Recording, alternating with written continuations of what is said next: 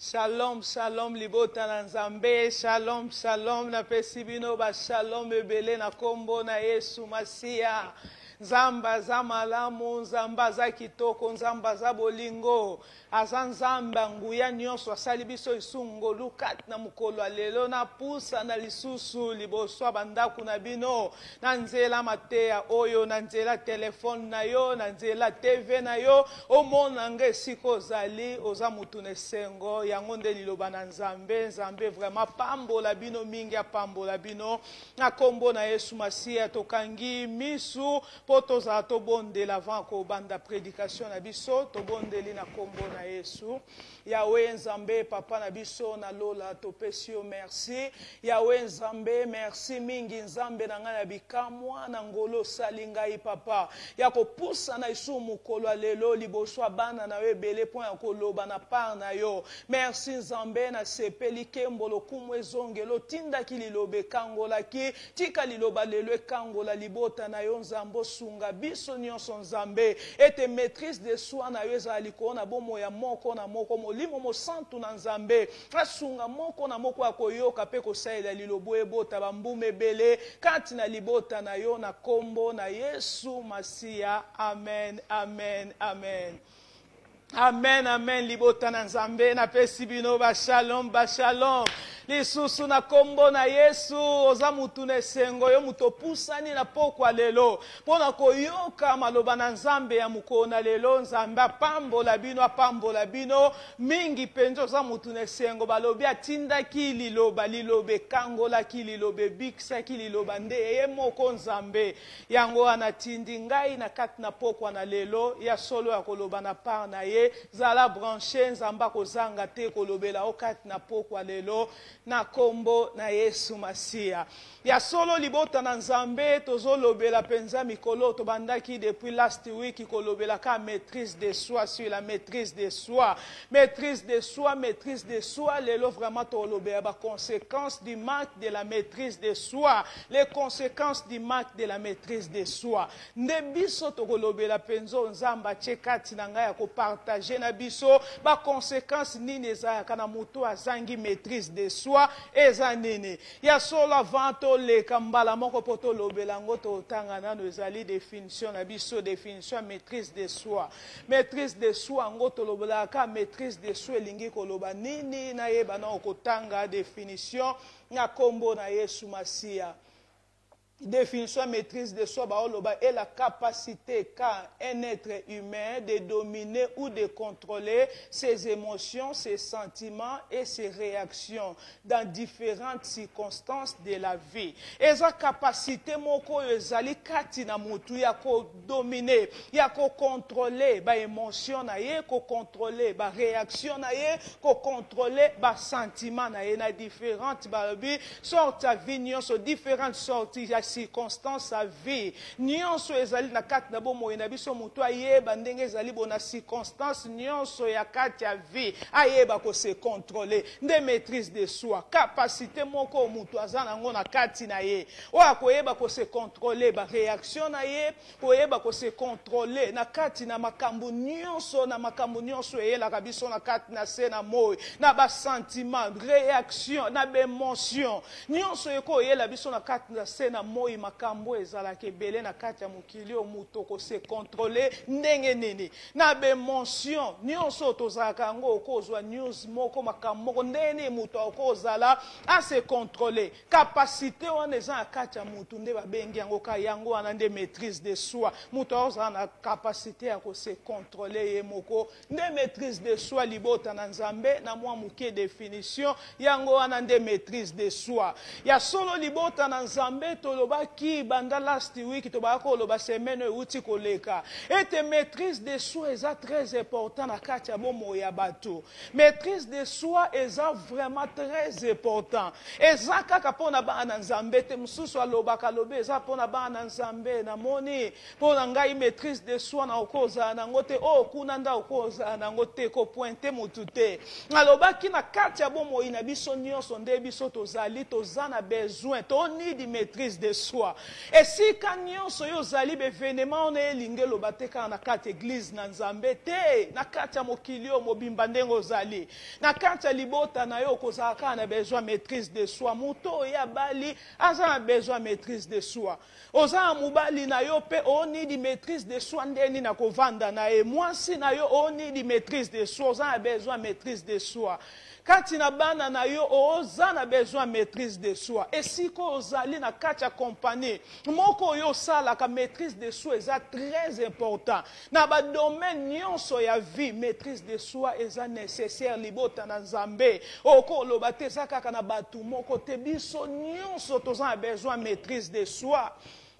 Esengeli eloko wana ezala kati na biso, fruit wana ekola kati na biso, fruit wana esengeli ezala kati na moto nyonso ekosunga ye na makambo ebele na kati na se na moi ndeko nanga. Maîtrise de soi na kati ya moto ezali toloba very important, eza vraiment nécessaire makasi ekosunga yo na bina ba domaine nyonso ya vie na yo. Ozala pe musali na nzambe mwa na nzambe sika moko yo osaila nzambe ozaka na besoin maîtrise de soi. Ndeni noko linga ngote ndeni no linga fruit wana toko vivre ndeni na kati na se na moi oyo mokilio etondi makambo ebele nde toza se na moi tosenga toza na maîtrise de soi. Yango nzambe atindi liloba na ye lelo le 5 mai tokoti na mwa ya sika. Nzambo aza nzambe nguya nyonso ya makoki nyonso amoni na kati na biso makambo ya bongiseli biso vi oyo ya malamu ya bongiseli biso alobe senge toza na maîtrise de soi. Yango atindi liloba na ye pona pokwa lelo toyeba koyeba ba conséquence nini ezalaka, conséquence nini ezalaka na moto oyo aza na maîtrise de soi te, makama nini résultat nini ezalaka na moto oyo azangi maîtrise de soi na kati ya bomoi na ye biso tokolanda po toyeba. Tolobaki ete na Galati 5 maîtrise de soi ngo tolobeleza nini misusu bakolobaka ntika kozwa ya dictionnaire moko français maîtrise de soi te. Maîtrise de soi ezali mo euti na kati ya Bible. Maîtrise de soi ezali fruit ya Saint-Esprit ya solo totanga po to comprendre maîtrise de soi ngo eza nini. Tozwi makomi na nzambe libota na nzambe partout esika ozali, zwa makomi na nzambe na Galate chapitre 5 verset 22 totangi na kombo na Yesu Masia. Tozotanga ba makomi na nzambe lobi mais le fruit de l'esprit c'est l'amour, la joie, la paix, la patience, la bonté, la bénignité, la fidélité, la douceur, la tempérance ou la maîtrise de soi. Amen libota na nzambe. Esika wanande. Saint-Esprit a touché nga poto lobeleza ba fruit de l'esprit. Mais les fruits de l'esprit, c'est l'amour. Ba fruit ezali ba mbuma molimo. O esengeli mwana nzambe biso nyonso tanke ba na nzambe otondimeli Yesu lokwa mokonzi pe mobikisi abomo ina biso. Esengeli tozana ba fruit de l'esprit. Mwana nzambe nyonso zalaki na ngambu moko esika yo zalaki. Tangu yo ndimeli Yesu Masia lokwa mokonzi pe mobikisi o changer ka oza iso na ngambu ya molilite ya ténèbre te. Okomi na ngambu ezali ya lumière ezali ya Yesu Kristu. Yo kana ngambu ango ndeko nanga. Oza mutu nesengo eza ngambo ezali ya lumière o changer na nature na yo. Nature ezalaki ya masumu toza isuku na te. Ondimi Yesu Masia nature na yo pe changer ozwi nature abonzambe. Okomi lokola Yesu Masia ozo reflecter image ya Yesu na Masia kati na mokili. Nde mutu wana le caractère de Christ formé en nous. Fruit de l'esprit ezaka ba caractère ya Yesu Masia ezali kati na biso achango kati na biso. Lokwa yo yambi Yesu Masia ngelo reflecter ba caractère ya Yesu Masia. Tangu mutu azomona nga aomona yo pozolanda biso kati na poko ya lelo zolanda na matea oyo esengelo reflecter image ya Yesu Masia. Mutu amoni atana nuyo lobite comportement sikozali ezako te ya ndeto te ya boete comportement na yo façon ndenge ozali mutu atali alobi oyo amona na image visible ya Yesu Masia na kati na ye. Tangu naomona mutu yo naomona mwasi oyo mwa mobali oyo namoni papa oyo namoni mama naomona zo reflecter image ya Yesu lolenge na ya kolobeza lolenga batu nyonso te amen lolenge na ya kolobeza lolenga batu nyonso te ba réaction na eza différent wana nde eza ba fruit de l'esprit loko yambi Yesu masi esengelo za na ba fruit de l'esprit eza caractère ya Yesu lolenge mwana nzambo komi na nature mususu ya Yesu esengelo reflecter image na ye eza isu yo muto vivre te eza Yesu masi ya kati na yo loko Yesu na kati na se na moyo ndenga zaki aza muto a compassion aza muto amour ndeko nanga yango wana nde ba fruit de l'esprit esengelo za kati na biso esika nyonso bandai kokenda komonda ba maladi azobikisa bango amour ezaki kati na ye ko partager mapa na ba yekoli na ye tomoni bolingo na kati na ye mutu na sengo Yesu ba fruit wana nyonso ezali neuf na kati ya makomi na Nzambe. Awa na Galates chapitre 5 verset 22 eza vraiment neuf mena lisungi na Nzambe ba fruit wana 8 nga lobeli te mena zui kaka moko oh Saint Esprit kambinga kati na poko na leo na lobi ezali fruit ya maîtrise la maîtrise de soi eza très important eza caractère ya Yesu Masihu eza kati na biso to reflecter image ya Yesu Masihu ndeko nanga esika yo zali esengeli yo yeba tango batu ba omona yo esengeli ba mona Yesu kati na yo ba omona Yesu kati na yo kaka na mateya te na makambo yo sala mutu amoni ya lobi azali mwana Nzambe amoni façon na yo ya kolata lobi eza mwana Nzambe façon na yo ya koloba lobi azali mwana Nzambe aza différent aza lokwa batu nyonso te esika wana batu ba oyiba lolenge na yo ezali caractère moko bamoni balobi eza mwana Nzambe wana nde ba fruit de l'esprit tozolobela moko nango yango tozwi la maîtrise de soi eza amukuse po yoyeba maîtrise de soi eza nini maîtrise de soi lokwa tolobi fruit de l'esprit libota na Nzambe esengeli yoyeba na kati na se na moyo oyo ete mateyo toloba ya maîtrise de soi na mukolo lelo mutu akoki kolonga te na kati na mukili oyo na ye moko sanke anidi molimo mosantu eza ba fruit de l'esprit ya molimo mosantu nde ya pesa kati na mutu asunga biso to reflecter image ya Yesu Kristo ya bonzambe kati na biso me ba fruit de l'esprit ya molimo mosantu esengeli yo za ndenge ni esengelo yamba Yesu Masiya lokwa mokonzi pe mobikisi olongwa na kawa na mulili okoma na kaya Nzambe tangu yo komi na kaya Nzambe ozwi bate mokomi nouvelle créature ndeko nangeza isu yoko vivre te alléluia makambo kala te o ezaki kati na yo komi Yesu Masiya nda o vivre kati na yo lokwa Yesu Masiya o vivre kati na yo molimo mosantu azali enda zo conduire biso ndeko nangai molimo mosantu eza très important o tokomi tangu molimo libota na Nzambe tokomi tangu ya molimo mosantu Yesu Masiya lobaki na kei na kotika bino bongo te na kotindela bino mosungi libota na Nzambe mosungi ngonde molimo mosantu oyo tolobe lelo fruit moko ezali ya molimo mosantu aza consolateur esika yoza na mawa ndeko nango oza besoin molimo mosantu azali help aza mosungi alobaki na okende na kotika bino bongo te mosungi akoya kati na bino so ba obenga mutu mosungi ndeko na ngai yenda kosunga yo na makasi na yo na ngato okokeloko moko te okolembo kokata na tayo vandi ndenge nino lobi na kati ya bomoi na nga na se discipliner naza na maîtrise de soi nga moko na yeba façon nini akozala na koyeba façon nini na banda koloba ndenge nini façon nini na se maîtriser nga moko okokeloko te na bandi déjà koyebisa o muke oyeba na kati ya Mateyo ezali fruit de l'esprit de maîtrise de soi yango wana fruit de l'esprit uti na molimo na yo moko okoka toza besoin ka ya molimo mosantu eba kosunga yo molimo mosantu ndezo transformer biso molimo mosantu eza ko instruire biso epesa biso ba précision claire yelo koni le sengeli tosala esunga biso zo directionner biso molimo mosantu nde molimo wa sagesse na kati ya bomoi na yo nazoloba na beza nécessité makasi eza very important ezali vraiment très important ni di molimo mosantu kati na yo yende asunga mutu kati na maîtrise de soi Yenda sungaka mutu na kati na maîtrise de soi. Balobi yenda sungaka biso na kati ba faiblesse na biso. Esika yo yebi tato yebi ko bondela te. Ata yo yebi ko loba te molimo mo santu tango azali kati na oyenda ko sungwa ko pesa o lolenga ko loba. Na kati na batu yo lenge nino se maîtriser. Oko se comporter ndenge nini yango wana nde molimo mo santu eza fruit ya molimo mo santu yango to pesi mo ba détail. Po yo yeba ete molimo mo santu nde ya sunga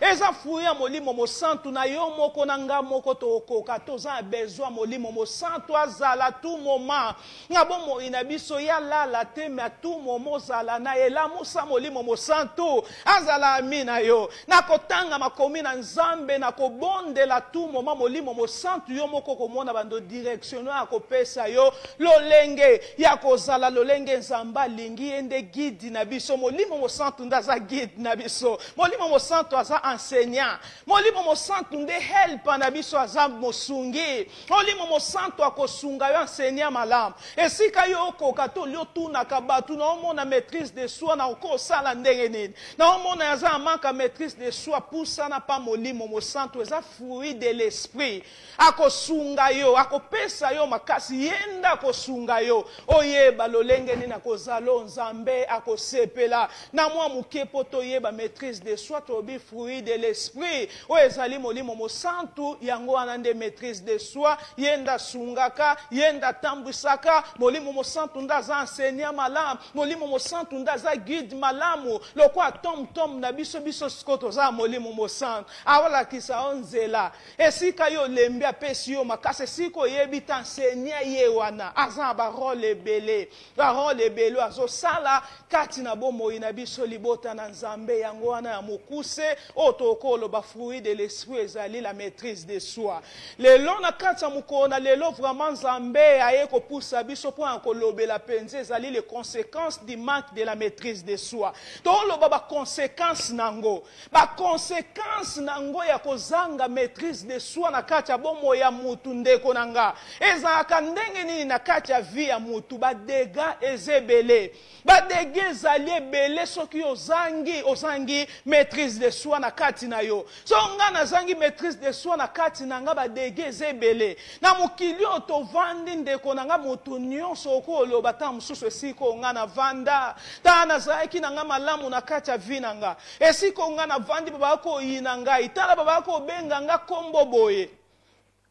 baba ko benga nga kombo boye bapesaki nga na kati ya libota wana navandaki esika moko soki pa ya ndeko mama na ngai ya papa na ngai esika moko bazwaki ngai batu moko bazwaki ngai bandai kobokola nge esika oyo navandaki bayinaki ngai ndeko na ngai ezali yango wana nde na kati ya mokili elongola yo komona maîtrise de soi na kati na mosusu pa okoloba lobi ta mosusu kofinga bakoloba bakofinga nga mosusu alobi ta mosusu divorce ezali ya baparent na nga ememe ezali conséquence ebele na kati ya bomoi na nge longola nga maîtrise de soi me na ye koyebisa yo nalobi zala moninga ya molimo mosantu akosungo nayebisi yo deja remède nango mwa moke solution nango ya maîtrise de soi po ezala kati na moto esunga yo esengeli yo ozala kati na molimo mosantu ozala mi ya molimo mosantu ya kosunga o lolenge nini ozala lolenge nini olobo tambula po yo sepelisa nzambe nalobi ba conséquence nango ezebele na kati na se na moi yo soko ozali na molimo mosantu te okokeloko te maîtrise de soi maki nango ezalaka ba conséquence ebele libota na nzambe tozwa na makomi na nzambe tobandi na okotanga makomi na nzambe manki ya kozanga maîtrise de soi eloko nini esaka kati na biso tozwi makomi na nzambe na Juge chapitre 16 tozwa makomi na nzambe biso na bino na Juge libota na nzambe tozwi makomi na nzambe sepele siko zali nzamba linga lobelo ya mutu yo mona manque ya kozanga maîtrise de soi ba conséquence nini ezalaka na kati ya bomo ya mutu conséquence ya kozanga maîtrise de soi tozwi Juge chapitre 16 Tobandina nous Juge chapitre 13. Tozotanga poto eba no histoire oyo. Juge chapitre 13 verset 1er. Les enfants d'Israël firent encore ce qui déplaît à l'Éternel. Et l'Éternel les livra entre les mains des Philistins pendant 40 ans. Par le deuxième verset, il y avait un homme de Soréa, de la famille de Danite, et qui s'appelait Manoah. Sa femme était stérile et n'enfanta pas. Troisième verset, un ange de l'Éternel apparut à la femme et lui dit, voici tu es stérile et tu n'as point d'enfant, tu deviendras enceinte et tu enfanteras un fils. Quand tu vas devenir enceinte et tu enfanteras un fils, le rasoir ne passera point sur sa tête parce que cet enfant sera consacré à Dieu dès le ventre de sa mère et ce sera lui qui commencera à délivrer Israël de la main des Philistins. Tozomona na kati ya passage ba obetela biso lisolo ya libota moko. Obo bandai kobanga nzambe balobi ete ange na nzambe abimelaki bango, abimelaki mwasi. Ablobaki na yeba oloba ete il y avait un homme de Soréa de la famille de Danite et qui s'appelait Manoah. Mubani wana papa ya Samson kombo na ye Manoah balobi azalaki na mwasi na ye. Azalaki na mwasi na ye ndeko na ngai Manok kombo na ye Manok. Baloba zaki na mwasi na ye me bandai kobota te. Mukolo moko ange na nzamba bimeli mwasi na ye loko kaka na lingina loba na kati ya passage oyo ange na nzambe abimeli mwasi na ye. Pona koyebisa ezalaki lokwa réponse ya kolela na bango mbula na mbula. Oyo bazalaki na kati ya mukili me bazalaki na mwana te libota na nzambe tala na kati ya couple oyo. Bazwi visitation na nzambe ange na nzamba ye kopesa bango message alobi ete bokobota mwana moko akozala spécial. Nzambe balobi ayokaki kolela ya bana na ye. Ayoki kolela ya bango na pasio bazalaki nango babimbula 40 ans. Pendant 40 ans, na maboko ba Philistin bako nyoko la bango. Loko bako nyoko la bango nzamba yoki kolela bango bazalaki na pasi ndeko nanga lobi ete sengeli nga na tinda mutu. Loko nzamba salaka na nzela ya mutu. Balobi atindi ange na nzambe po ya koyebisa bango message wana. Esengeli yo bota meboko okobota mwana moko alobi na couple mwana ngwa kozala ya mubali akozala consacré kaka pona Yahweh. Mwana wana kozala consacré kaka pona nzambe rasoir ekokota tabandi kopesa ebe instruction oyo mwana oyo lolenge nini tango akoya na mokili objectif na ye tango azoye esengeli alongola libota na nzambe na maboko ba Philistin oyo banyokwami panda 40 ans libota na nzambe na kati na souffrance ilandanga bien na kati ya temo oyo ndeko nanga yango wana message bamemelaki libota oyo couple oyo babandai kobota te bayebisi bango balobi okobota tala news ezali ya malamu visitation na nzambe ndeko nanga po yo yeba na kati ya bomoi na biso nde tozalaka yo pe oluka visitation na nzambe ange na nzambe abimelaki bango na kati ya couple pa yebisa bango message baumelaki ntango molai baobota te yo pe nzambe alobela yo ozalaki na likambo moko oluka na kati ya bomoi no bakolelela nzambe nzamba pesa ona maboko libota na nzambe to omona bandi koyebisa instruction alobi mwana oyo kokobota car tu vas devenir enceinte et tu enfanteras un fils le rasoir ne passera point sur sa tête parce que cet enfant sera consacré à Dieu dès le ventre de sa mère, et ce sera lui qui commencera à délivrer Israël de la main des Philistins. Ndeko nanga bana Israël obamoni pasi, banda 40 ans peuple de Dieu. Nzamba atindi ange na epa loba na kata couple te mwana borobota mwana mobali. Mama pesi ekutu mibeko so otangi na Juge 13 banda premier verset ozotanga kokito komona. Alobi ndenge zali boyo memi mwana azali consacré na Nzambe okoki kolie loko mokote impire okokomela ta 20 baolobetali akoki atako se suyete po mwana ya memi azana mission. Alléluia alléluia libota na Nzambe yo zana mission na Nzambe ngape na zana mission na Nzambe oyaki pamba tena mokila ebisi Jérémie avant yo sala makutu na libumwa mama na yo ngana yebaki yo avanga na sala ma libumwa mama na Nzamba yebaki nga yebi pe yo muto landanga na poko na lelo libota na Nzambe alobi ete yo ye na mission moko kati na mokili lokola o mwana oyo Samson musali na nzambo munene Samson ndeko na ngai yaki na mission tala libota oyo babandai ko ubota te ba umeli bambule bele lisungi ba oluke pa na nzambe ndenge yo na ngai ozelaka pe benediction moko epa na nzambe yoka mibeko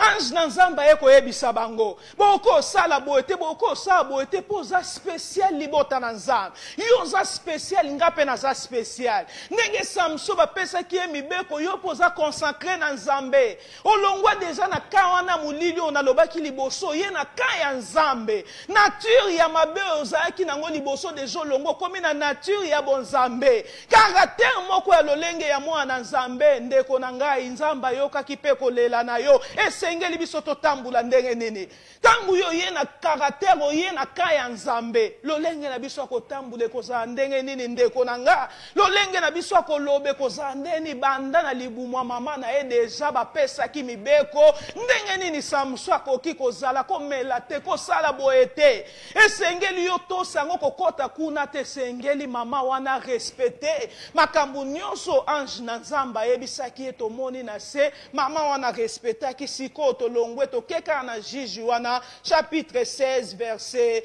2 pe tozokita tozwi makomi na nzambe na Juge totangi na kombo na Yesu Masia awa tobandi komona ete na kata lisolo oyo deja Samson abotami Samson deja koli awa tozomona ete Samson ake na visite na kati ya mboka moko baoloba on dit aux gens de Gaza Samson est arrivé ici et il environnèrent et se tirèrent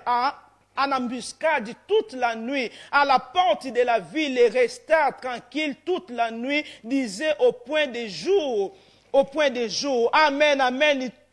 Nous les tuerons. Bazolo baete balobi batu ya mboka Gaza bayoka ki ete Samson ye kati na mboka wana. Balobi ete totanga ngo lisusu Juge chapitre 16 verset 2. On dit aux gens de Gaza, Samson est arrivé ici. Il environne et se tire en embuscade toute la nuit à la porte de la ville. Ils restèrent tranquilles toute la nuit, disant au point du jour, nous les tuerons. Ndeko nanga tangu Samson akoti na kati ya ville oyo kombo nango Gaza libota na nzambe landanga malamu balobi tangu batu ya mboka wana bayoki ete Samson ye kati na ville oyo kwa bandai koluka yeba ki mutu makasi boye libota na nzambe baoluka ndenga koboma ye tomoni awa deja Samson abotami Samson deja koli mama na ye respectaki makambo nyonso ange na nzamba lobaki pona mwano azali musali na nzambe oyo azali le messager oyo kobikisa mokili mobimba kobikisa libota na nzambe na maboko ba filiso banyokoli bango bapanda 40 ans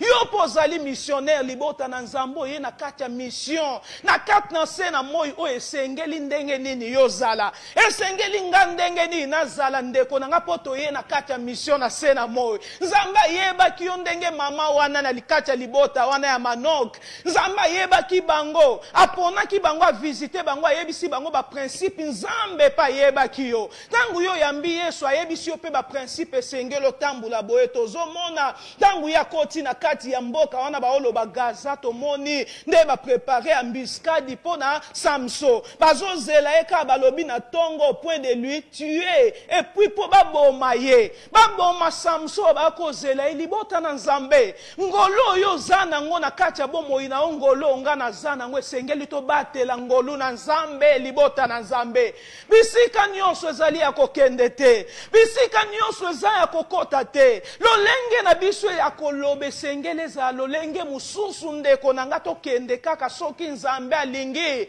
nzamba tindi yo yango na baki sengeli tozala na molimo mosantu na nzambe kati na biso omona nde baoluka Samson na kati ya bomo ina ye balukaka biso na mukili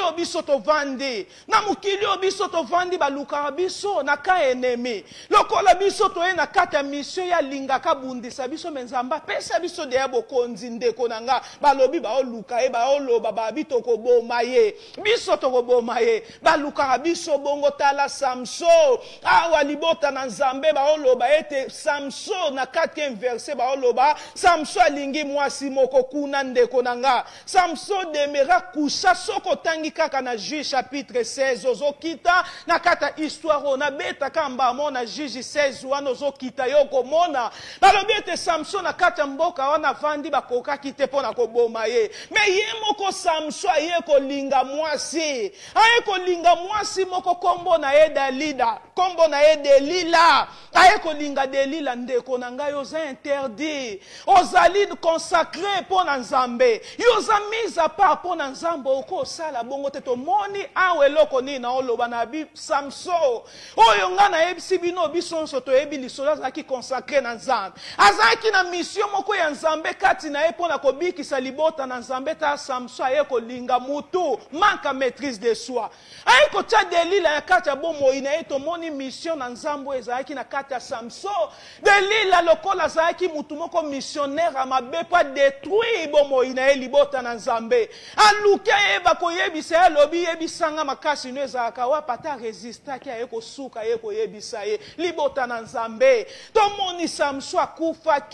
akufaki asilisi mission na ye tetanga histoire au Juge 16 yo komona histoire onga na zoloba lelo ndeko na ngai Samson aye kokufa aye koloba makasi na ye pa Delila lobi ete ngai nde nazali bo rasoir ekotaka na mutu na ngai te banda na botama bakata ngai na nusuki te manque maîtrise de soi libota na Nzambe secret ezalai kaka ya papa na Samson ya mama na ye moko Samson bayebisaki baloba kita loba na batu nyonso libota na Nzambe na loba manque maîtrise de soi eza ba degebele salamaka na kati na sena moi soki mutu aza na maîtrise de soi te o musali na Nzambe na oloba na mutu moko okozala na batalant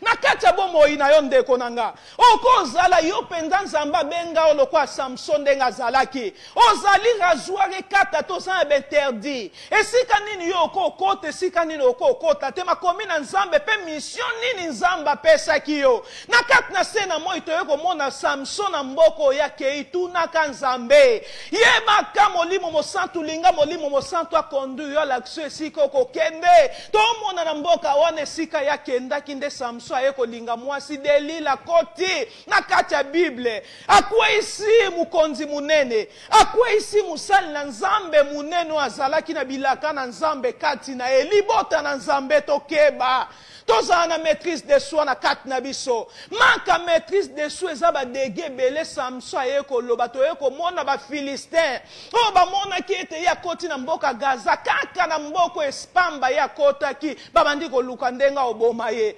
kuta yebi te babandi koluka bacha bambiskat makambo ebele babi na tongo akomona nde tokoboma ye tomoni Samson aye ko dévoiler secret na yo abombaki epa na Nzambe oyo azwaki likabo epa na Nzambe makasi na ye force na ye esika ezalaka eloko nini Nzambe ayebisaki aye ko dévoiler yango manque maîtrise de soi ndeko na nga ekoze badege ebele kati na mokili manque maîtrise de soi ata Nzambe apesaki yo talent ata yo ozalaki olobi likabo moko ngaso na oyemba ezali wow mais soki na kati ya bomoi na yo za manque maîtrise de soi ndeko na nga talent wana ekosila na minute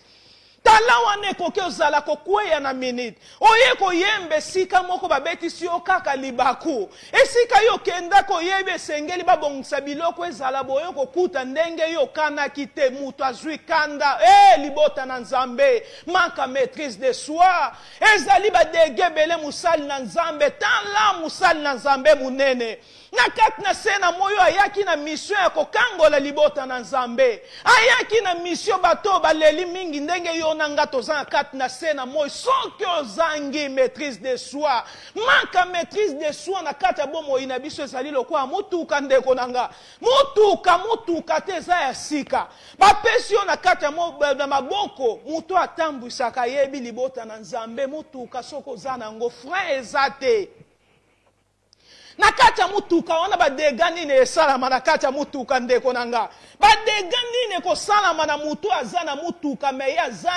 azangi frein. Yango wana nde mutu azana maîtrise de soi te libota na Nzambe sengeli biso tozana maîtrise de soi. Eza très important soki yo zana ngwe ko sunga yo. Eko lakisa yo esika nini yo tia likolo esiko tia te mutu azwa promesse na Nzambe. O Nzamba yebisa ye mbula na mbula. Abatela bikila, abatela mibeko na Nzambe ti ya koli. Aye ko bungi sango likola maîtrise de soi. Yo lobeloko eza mukie. Atoza likabo na Nzamba, atoza consacré. Oza mise à part pour na Nzambe so ozangi maîtrise de soi ko bebisa. Eza loko muto okumba mutu kazana ena frente ndeko nango okotutana.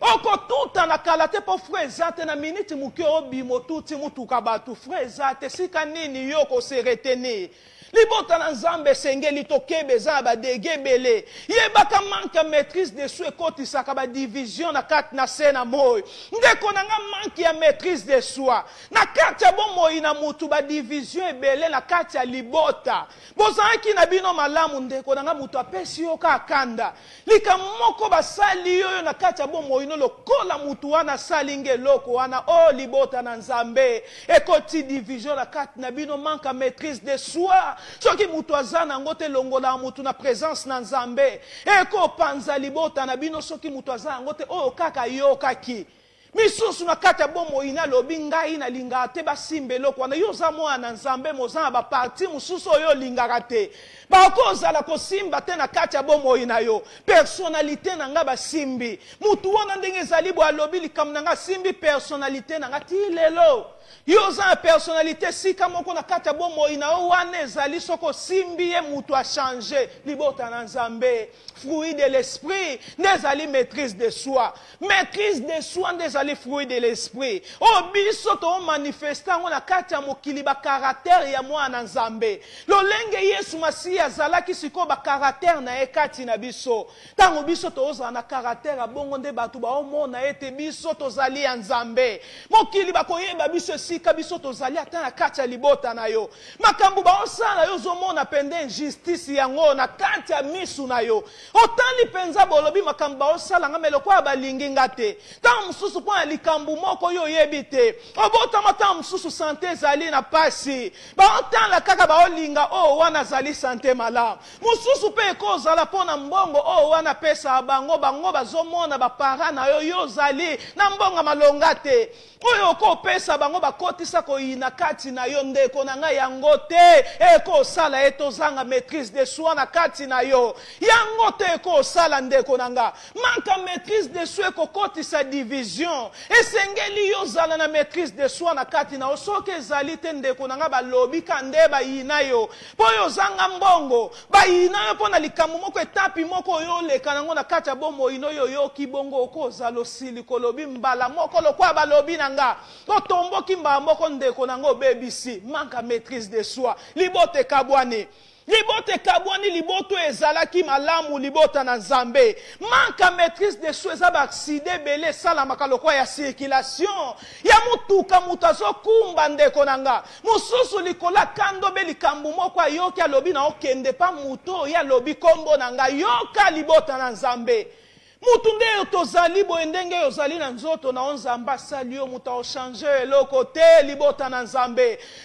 mutu asali yo bongo babi eloko nyonso na jeunesse baolobo Nzambe asalaki eza malamu Nzambe asali yo oza kitoko ndenge ozali Nzambe asali yo mwasi mobali oza malamu lolenge yo ozali likolo yoki babi mutu wana fingi alobi ta ndenge ya konda mutu wana fingi nga lobi ta ndenge ya zali munene ya konda ta ndenge azali mulai ta ndenge ya za mukuso zwi mutuka no esika ozali odemare mutuka ndeko na nga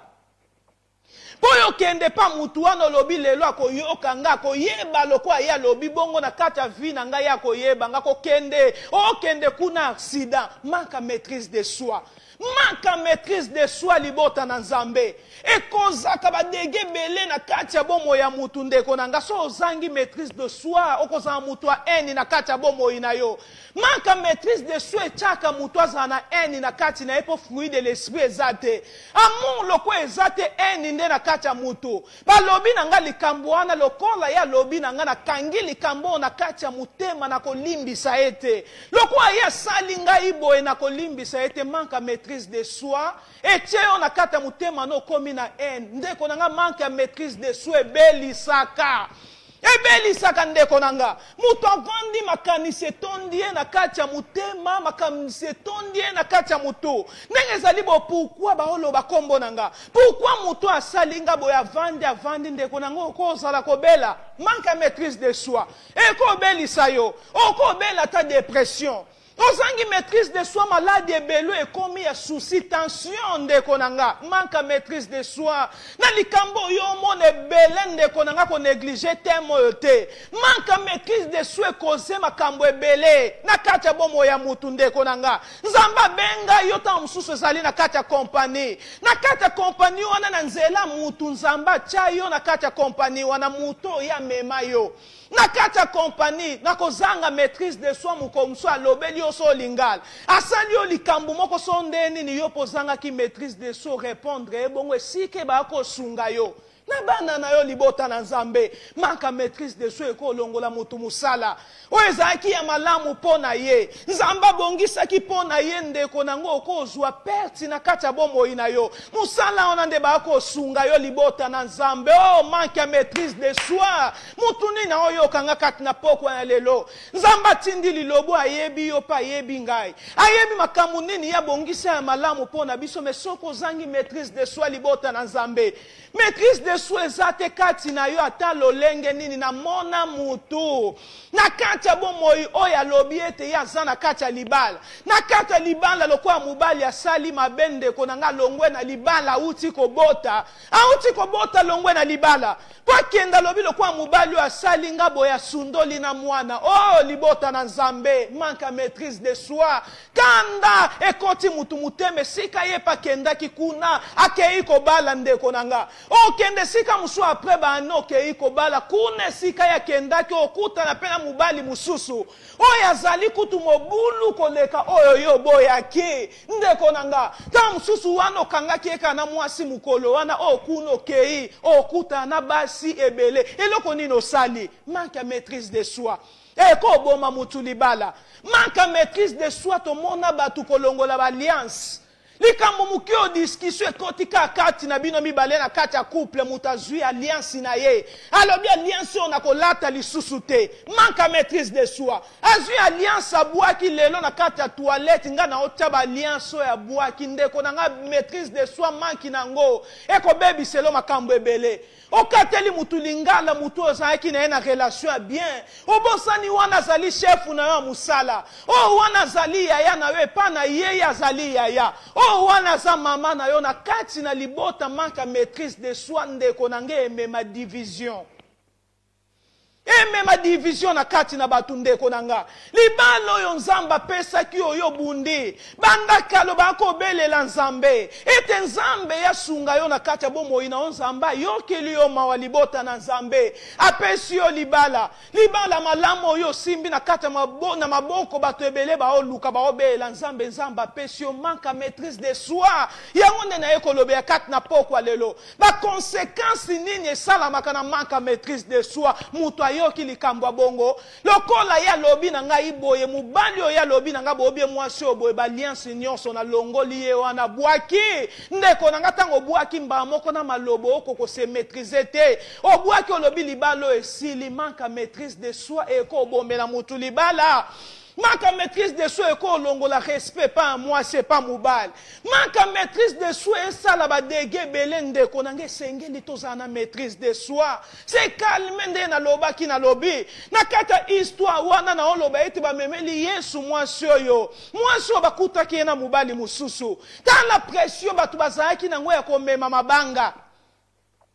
Et pendant Yesu Masia ba oya ba lobi ete kata likambo mwaso esengeli to bomaye. Loi Moïse lobi bo etande to kangie na mubali mususu esengeli to bomaye ba lobi ete Yesu Masia kitisa ki mutuna se. Apemi nanu muke libota na Nzambe. Apemi muke ba loba kitisi mutuna se apemi se maîtriser. Na kata réponse na réflexion tangu yo vandi na kimio ko se réfléchir malam. Oye bata réponse o répondre malam ndeko nanga tozaka kimia melama ya malili vanda melama ya malili pemo kwa yako mona réponse na ingina pesa mutu aza cher ponanga na loba ki Nzamba sala akana nzela na batu oko loba to lobete na ozela Nzambe na kata likola la kaenge loko Nzamba kita kwa pambolanga me Nzamba pesa ki yo mutu aza pembeni Nzamba tindeli yo mutu yo za pembeni mendeni ni manka maîtrise de choses ont repoussé batu pembeni na yo manka maîtrise de soi likambo nyonso komona ngo ozwaka munene ndeko nango okobela mutu aloba na yote na kati na sena mo Yesu biso to olanda zaki Nzambe Yesu pe balobaki kombo na ye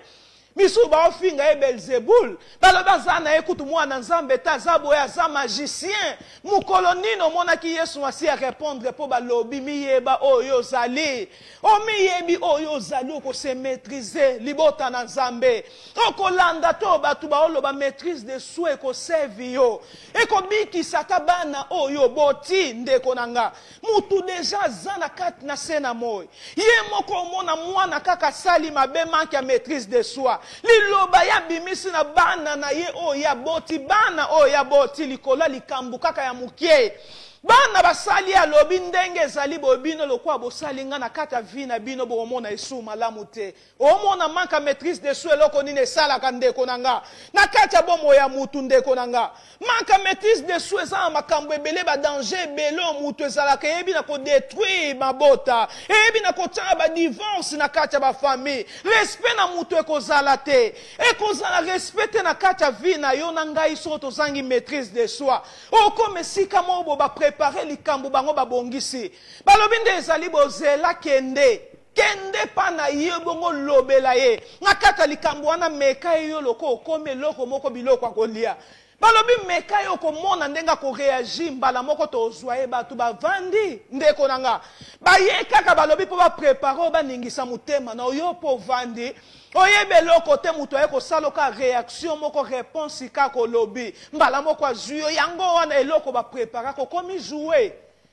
ndeko na ngai okomi jouer te mutu oko se préparer ta lobi avandi akanisi ndenge ezali bona kati ya bomo inazo ya ye akomona eloko biso tokosala pe likambo wana ezwi yo ndeko na ngai esengeli okeba oza jouer te nalobaki ozali télécommande te bato baomanie ndenge balingi mutu azangi maîtrise de soi ezali lokola bato baomanie yo ndenge balingi ndeko na nga mutu osala eloko nyonso oyo alingi na kati ya bomoi na yo bakanda wana eyaka yo oyebi te baeni wana eyaka yo oyebi te lokola maîtrise de soi ezali te baoloba ete botambula na molimo mosantu nde bokokisa badésir a cher te botambwisama na molimo mosantu nde akosunga yo soki ye aza te ndeko na nge ekomi dega molimo mosantu mutu aopesa yo maîtrise de soi esengeli aoyeba ndenge akoloba na kati na bato koloba no mingi te na kati na likambo koloba na mingi te zwa pema ndeko nanga molimo mosantu ndako sunga yo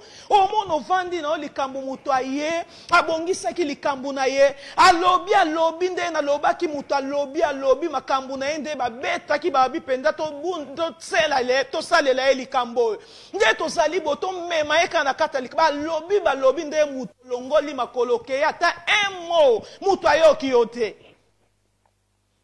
ndenge ya preparaki alobi ti akokenda yo ki ote maturité ndeko nanga wana eza ba mature nde nalobaki bakoza kosala bongo mwana beba okoka te na tuni yo na kati épreuve ya kati ya mokili oyo libota na Nzambe papa mama ndeko esika yozoyokanga maturité mwana moke okoka te makamba bongo eza ya bamature mutu ya koli nde bakozala mutu aprepare likambo olande te na kati na yo deja olenda fruit ezali ya Saint-Esprit otozoloba ya maîtrise de soi deja ekoli kati na yo po ezali fruit esengele kola kati na biso fruit wana esengele demere na Yesu alobi soki bo demere kati nanga eke maloba nange demere kati na bino alobi nde bokobota ba fruit yo siko soko zali o demere te soki yo po zali attaché na o ezali nzete Yesu Masiya te kobota te fruit nyonso ndeko nanga mususu ezokola mange bandi ezalaki ya mwa mobesu mukie ezokola ndeni okopesa batu maîtrise de soi ndeni okozala na patience na kati na yo maka maîtrise de soi ekoseloigne ona batu libota na Nzambe esko oyeba te mutu ozalaki malamu osala eloko moko te na kati ya vi na yo na kompani likambo moko te bamona mayele Nzambe apesi yo maka maîtrise de soi ekolongolisa yo mosala maka maîtrise de soi ekokabula ba amitié oyo ezalaki malamu ndeko nanga mutu abimisi ka langage okamo eske mutu nga azalaka na ye o nga nazalaka nde na okobimisela nga langage ya boye ndeko nanga esengeli tokeba Nzambe alingi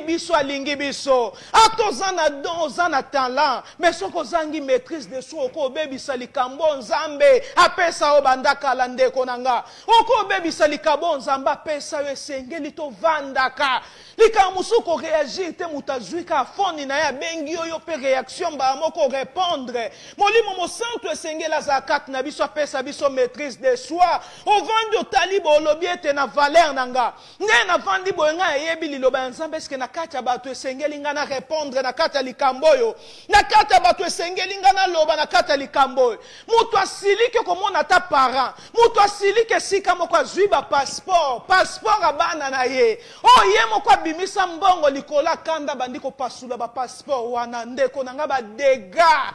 esalama ebele likolo manque ya maîtrise de soi ba dégâts eloko osombaki na mbongo mikolo wana oza na eloko te mbongo kaka oyo bozalaki nango passeport oza na voyage bientôt esengeli yo voyager likolo manque ya maîtrise de soi mutu azwi ba passeport wana okoya kobebisa contrat mosala discussion na mwasi discussion na mutu moko oloba likambo opasula ndeko nange eloko rendez-vous ezalaki lobi esengeli oskende okoya kobebisa eloko ya mutu ya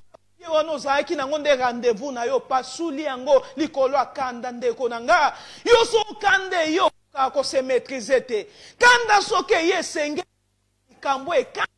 moi na yo oza maître ya yo moko te naye kosignale mutu moko oza maître bomoi na yo te yo moko paske molimo mosantu aza kati na yo eza isu biso mutu ovivre te Yesu Masiya kati na biso aopesa lolenga maîtrise oyo esengeli ozala nango mutu akoloba ta ndenge nini na te sika nini okozala yo moko maître na yo moko molimo mosantu aoguide oyo akosunga lolenge nini oloba na kati ya bato likambo bato baolukela ota mosusu eza diable akoteli bato wana mpo bakombattre yo nzela na yo na ntongo sika kaka yo ozala okonduire mutu moko aye liboso na bando osala manevre ata na nzela na yo alingi kaka leka yo akende noki ndeko nanga manque maîtrise de soi okoya kosala accident obandi korépondre mutu wana oyo oyebi tozalaki na nzela likambo wana ezalaki ya mutuya ndeko nanga esengeli tozala na maîtrise de soi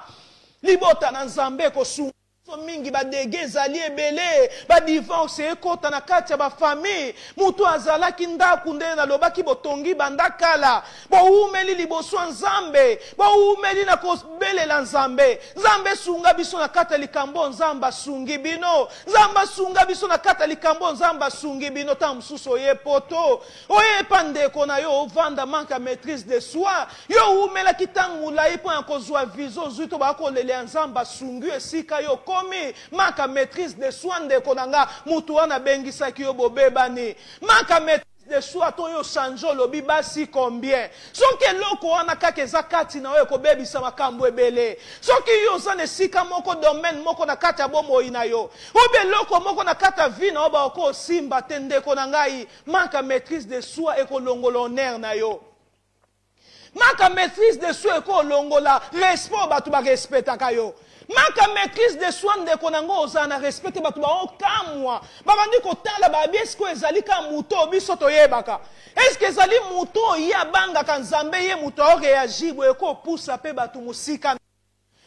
oze bato rebele yo muto bengamaki opusa bato liboso na Nzambe manki ya maîtrise de soi réponse wana opesi bato nde bakuti ozoloba na kati ya feti wana bapusani babi aza mwana Nzambe te oyo comportement agir eza mwana Nzambe te likoloka ya likambo basali ye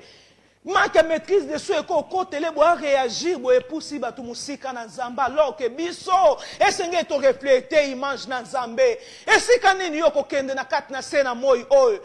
ezangi ba problème na kati na mukili makambo nini yo kozwe esika nyonso okende na lobaka tokei na kati ya classe ozwa ka professeur azali wana atokei na musala komona ka chef azali soki yo boyi chef olobi mukomoko na lingika ngamo na ndako esika musoko bala Toko bando kozaka na mwaso kozala na mubali ndeko nanga. So maîtrise de soi longwe kati na yo ndeko nange loko moko to changer mibali na kati na sena moy. Osali na yo loko te. Bakangi ope na mubali to mwasi te me comportement na yo ya manque ya maîtrise de soi. Mutu apusa na lobi na oko kana vanda ya mutu aboete ebebi siliba na yo kangami te. Bakangi ote zali pona mwasi to mubali ndeko nanga maîtrise de soi. Eza mutu ko ezangi frein. Obando kende bongo yeba ko se freiner teza dégâts. Tomona awa soto zuma komina nzambe na 2 Samuel chapitre 11 ndeko nanga yo na ndaku tanga. Tomona na 2e verset ba obete ya biso histoire à David. Ya David histoire o batu ba yebi yango ebele. Babi mukolo moko David asana parler na ya vandi David azali loin de l'Éternel. Sori libota na nzambe. David abenga makepa na nzambe. Toyebi David ndenge zalaki ta David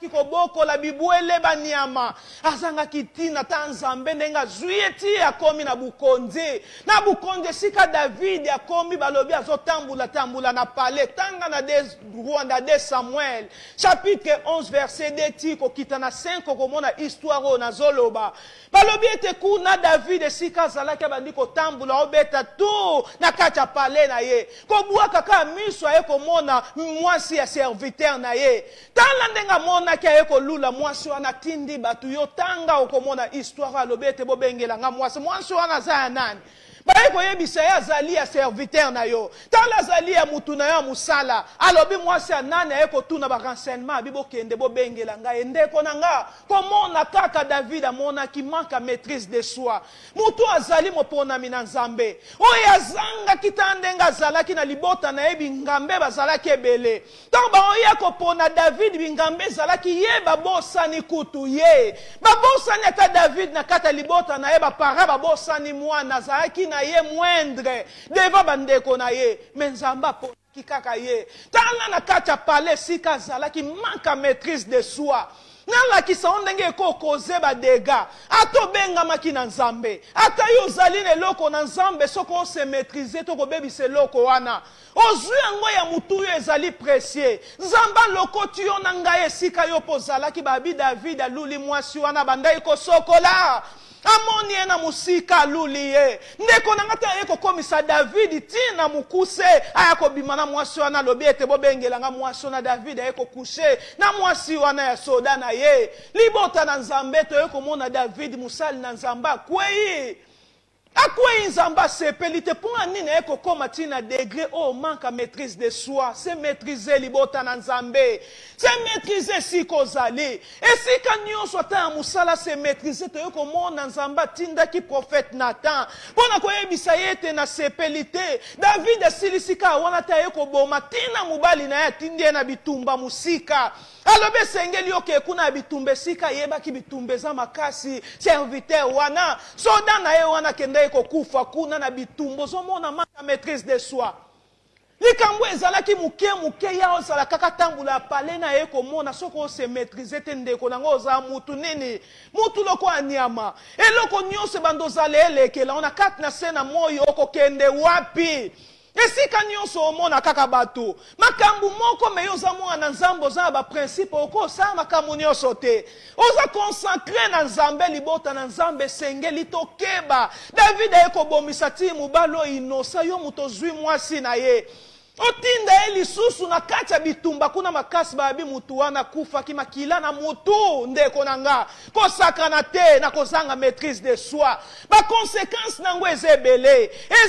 to omona ta Moïse a serviteur de l'Éternel Moïse a eko beta nzete 2 fois pression ya batu libota na nzambe mukile etika biso te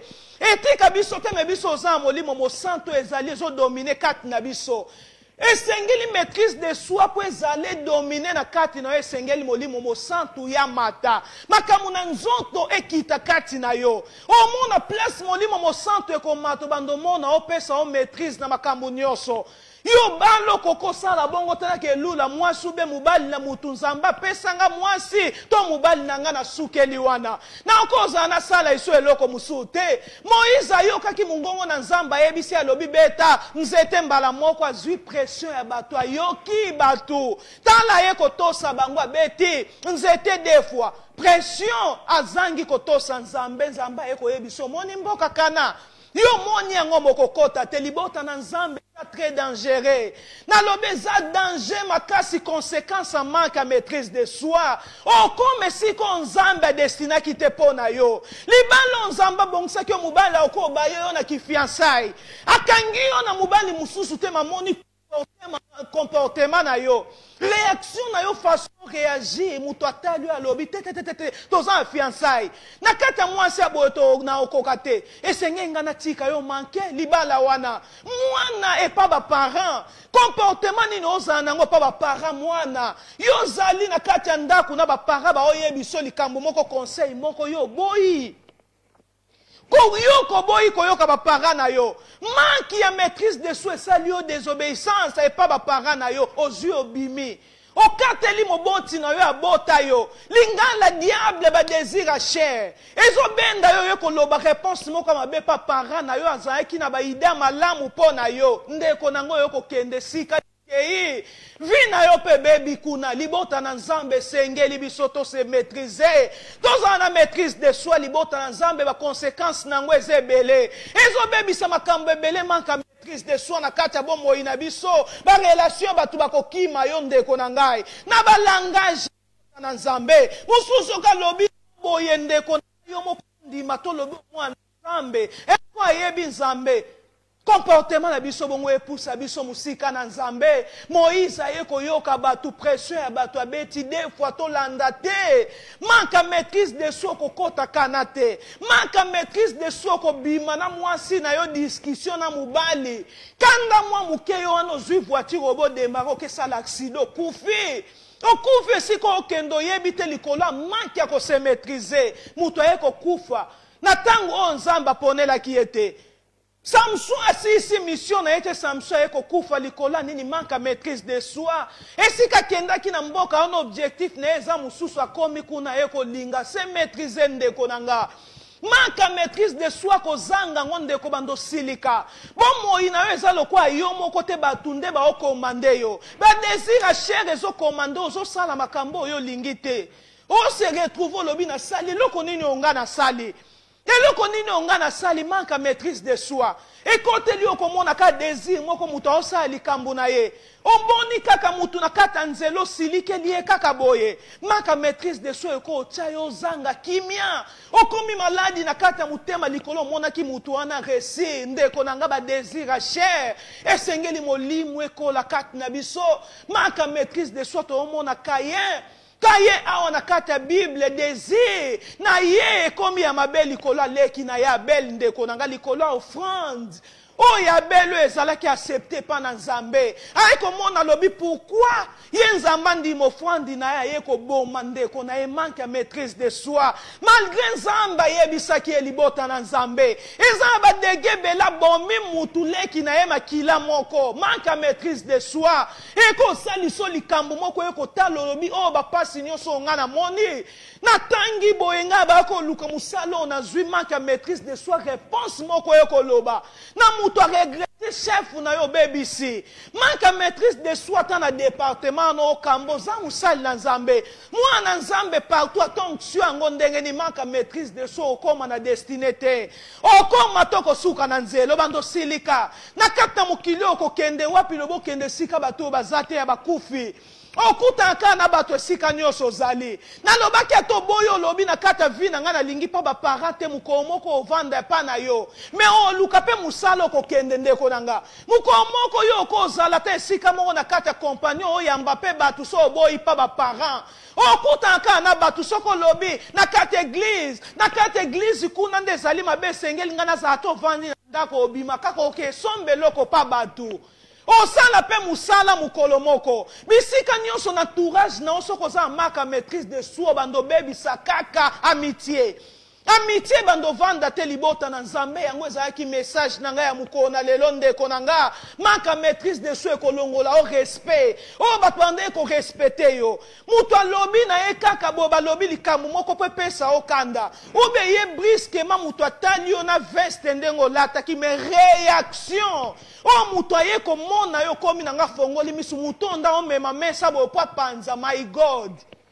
yo mutu ozalaki kimi ozalaki respecte mutu atali yo batosako na quartier me likolo kaka ya manka maîtrise de soi otomboli mesa kanda na yo eyaka ya bongo efo yo panza ndeko na nga manka maîtrise de soi ekobebisaki amitié mutu abengisaki yo na feti likolo likambo moko kaka ya moke oke kosilika na kati ya feti wana mutu abengisi yo programme wana ezalaki banda kala ndeko nango ekosilika mutu banda ekotosa ekolongola o respect na yo maka maîtrise de soi ekolongola okozala lisusu na valeur te dignité na yo nyonso ekosila maka maîtrise de soi bato baoyeba lisusu koconsidere yo te ndenge yo ozalaki baoyeba te koconsidere yo okozala lisusu te manke maîtrise de soi eza lokola ndako moko baoloba ndako ezali eza entouré te ndako ezali protégé te okoloba likambo moko na kati ya bato bakamo mutu aza na maîtrise de soi te ebimisa okutu manière te bonne manière te libota na nzambe yango nde ezalaki message na nga yakati na mukwa lelo koloba manque ya maîtrise de soi ozala mwana pa ba parent ozala mwasi na kati ya libala ndeko nanga mubali na kati ya foyer na yo po bebisa bana na yo to bebisa mwasi na yo te esika moto okende mwasi moko za spécial ta msu ba discussion ekozala te yaka ba mes attentes ou bien des accords oya olobelo ko mususu pa oloba me boza molimo mo santo osunga bino mwasi moko za spécial o ko uta likola kitazate oyo imagine lobi mubali o vraiment za saint akokoza la tende ko nanga ka Yesu me molimo mo santo eza kati na mutu nda osunga bango ba umela bambule ebele eza te mpo bato wana bazangi mabe eza te mpe bato wana bazalaka ba désaccord te me molimo mosantu kati na bango yo kolobolobi eza te nga na okolanda te na kati na bana na nga ya kopesa bango conseil bo naza na besoin ya molimo mosantu te conseil bo maîtrise de soi kozala na bango ndeko na ngai oyebi na ndako ya baprofesseur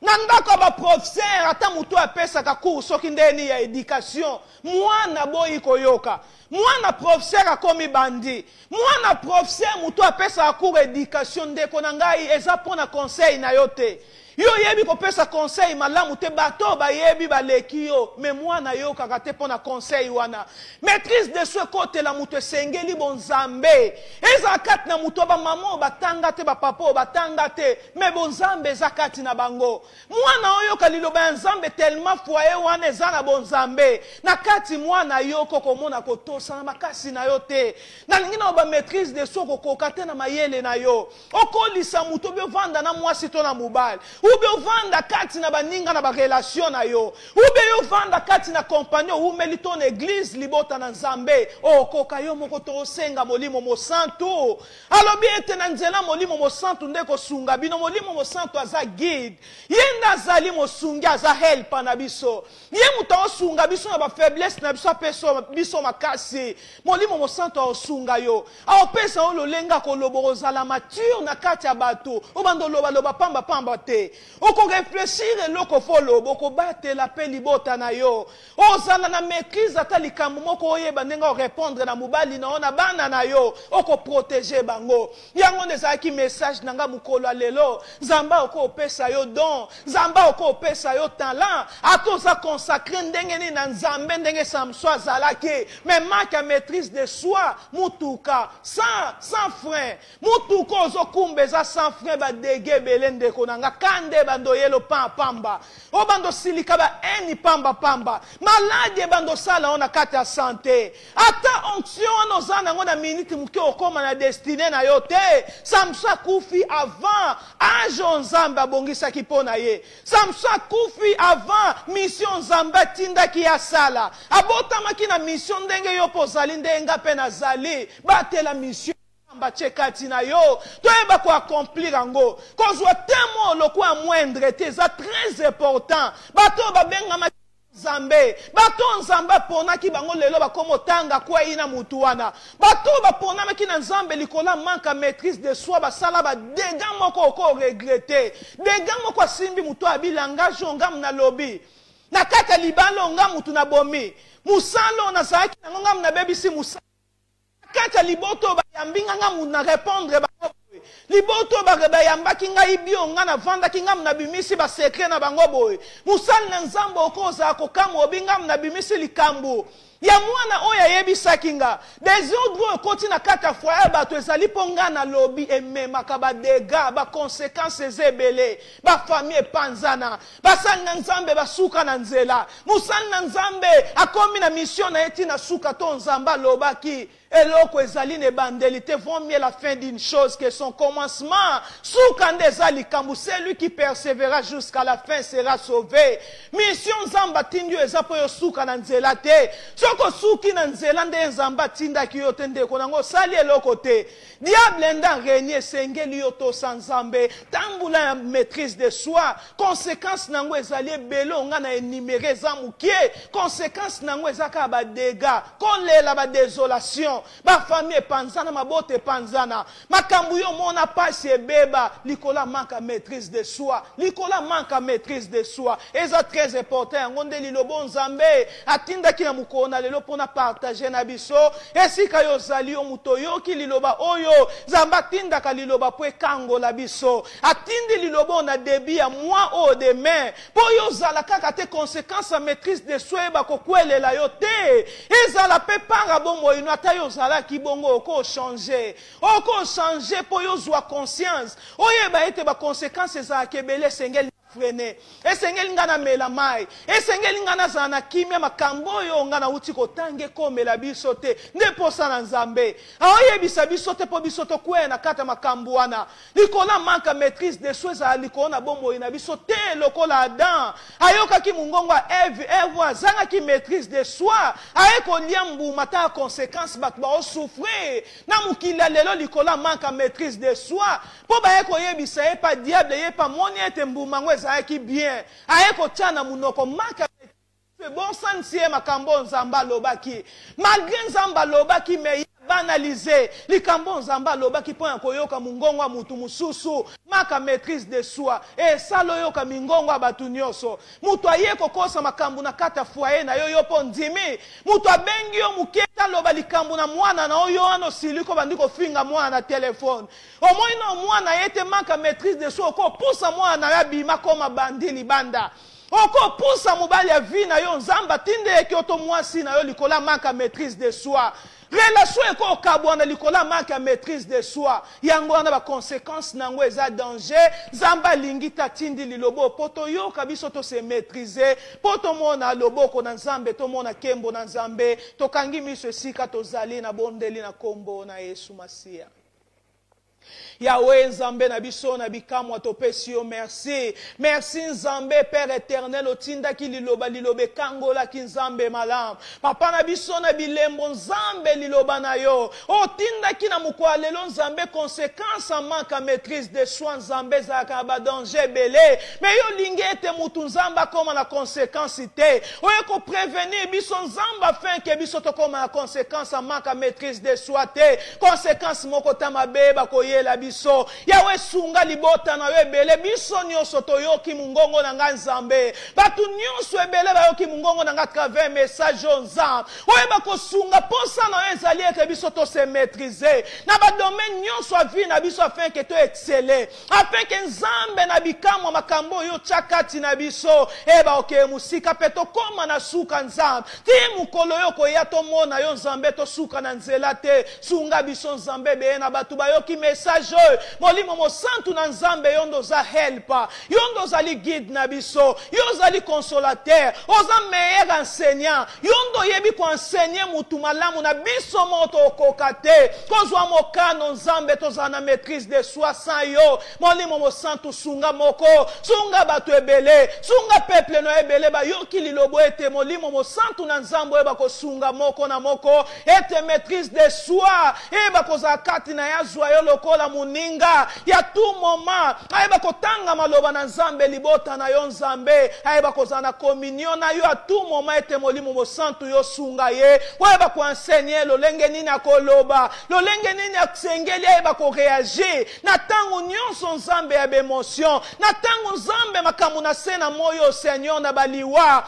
na ba deception nzambe na makambo lolenge na ba eni na kati na se na moyo ndenge ni muto ako agir molimo mosantu nga na lobi te yo loba kati na matoya bana na yo pe libota na yo ebele afin que moko na moko ayeba kosalela parole elata nzoto ebota Seigneur Jésus mbuma kati na moko maîtrise de soi eza kati na biso to reflecter image ya Yesu Masia kati na biso afin que mokile mona ete tozali ya nzambe pe mukona suka to mona bokonzi na yo yango nde ezali Seigneur posa na yo na kombo na Yesu Kristo oaza mokonzi pe mobikisa milimo pe bomoi na biso amen amen amen libota na nzambe nzamba pambola bino yango nde ezalaki message na ngai ya mokwa lelo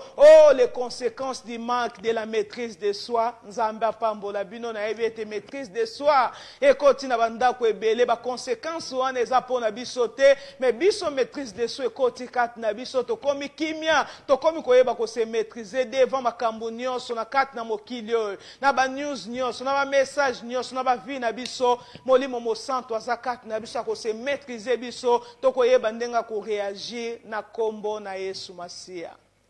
nzamba apambola bino nyonso apambola bino asala bino bolamu na ngolwa nzambe tokomona na lisusu na kombo na Yesu Masia.